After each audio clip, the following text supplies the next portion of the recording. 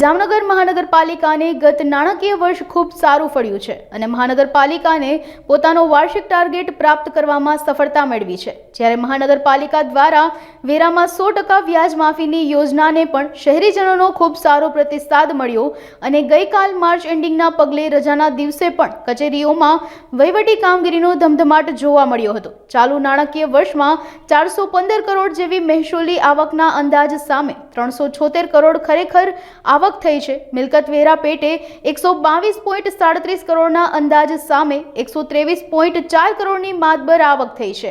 बीजी बाजु वोटर वर्क्सना 39.62 करोड़ना अंदाज सामे 31.27 करोड़ जेवी आवक नोंधाई छे। तेमज व्यवसाय वेरा पेटे 7.90 करोड़ना अंदाज सामे 5.71 करोड़नी आवक नोंधाई छे। आ उपरांत टाउन प्लानिंगना 75.42 ना अंदाज सामे 74.67 करोड़ जेवी आवक नोंधाई है।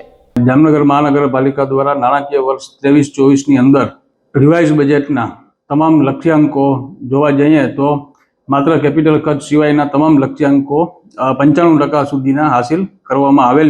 રેવન્યુ આવકની આપણે વાત કરીએ તો મહાનગરપાલિકા દ્વારા મિલકત વેરા, પાણી ચાર્જ, ટાઉન પ્લાનિંગ, બજાર બ્રાન્ચ એસ્ટેટ, વાહન વેરા આ તમામની અંદરના જે અંદાજો હતા એ ઓલમોસ્ટ 100% જેટલા હાસિલ કરવામાં આવેલ છે।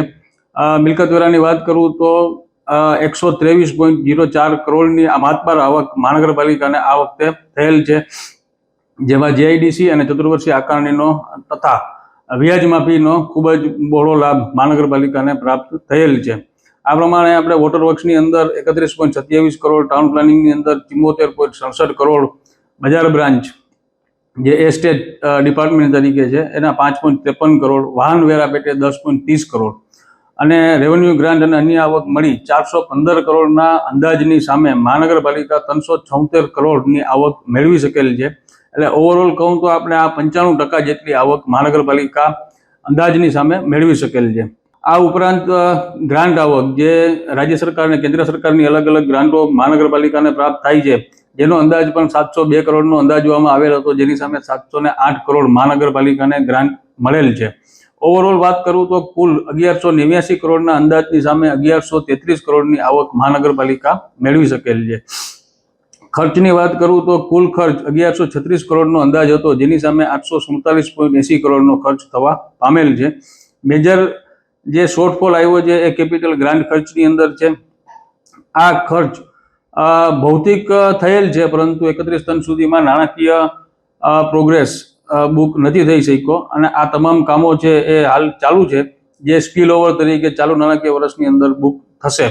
હજુ પણ મહાનગરપાલિકાના મિલકત વેરા, પાણી ચાર્જ, વ્યવસાય વેરા અને અન્ય વેરાઓના હજુ પણ મુદ્દલની વાત કરું તો 300 કરોડ જેવી રકમ માતબાર રકમ બાકી રોકાઈ છે અને 200 કરોડ જેટલી વ્યાજની રકમ બાકી રોકાઈ છે। 100% વ્યાજ માફી યોજના પૂર્ણ થયેલ છે, પરંતુ 50% વ્યાજ માફી યોજના તો 1 તારીખથી ચાલુ જ છે અને એ સમગ્ર વર્ષ દરમિયાન ચાલુ રહેવાની જ છે। તો શહેરીજનોને મારી ખાસ નમ્ર વિનંતી છે કે આપ 100% વ્યાજ માફીનો લાભ ચૂકી ગયા છો તો 50% વ્યાજ માફીનો લાભ લઈ અને આપનો બાકી રહેતો મિલકત વેરો, પાણી ચાર્જ, વ્યવસાય વેરો છે એ મહાનગરપાલિકામાં ભરપાઈ કરો। ટૂંક સમયમાં મહાનગરપાલિકા એડવાન્સ ટેક્સ રિબેટ યોજના પણ જાહેર કરવાનું છે, જે ખરેખર મંજૂર તો થયેલ જ છે, અમલવારી છે એ 16/4થી આપણે કરવા જઈ રહ્યા છીએ। તો આ એડવાન્સ ટેક્સનો આપ લાભ લ્યો અને એડવાન્સ ટેક્સનો લાભ લેતા પહેલા તમામ વેરા અને ચાર્જીસ ભરપાઈ કરેલા હોવા જરૂરી છે।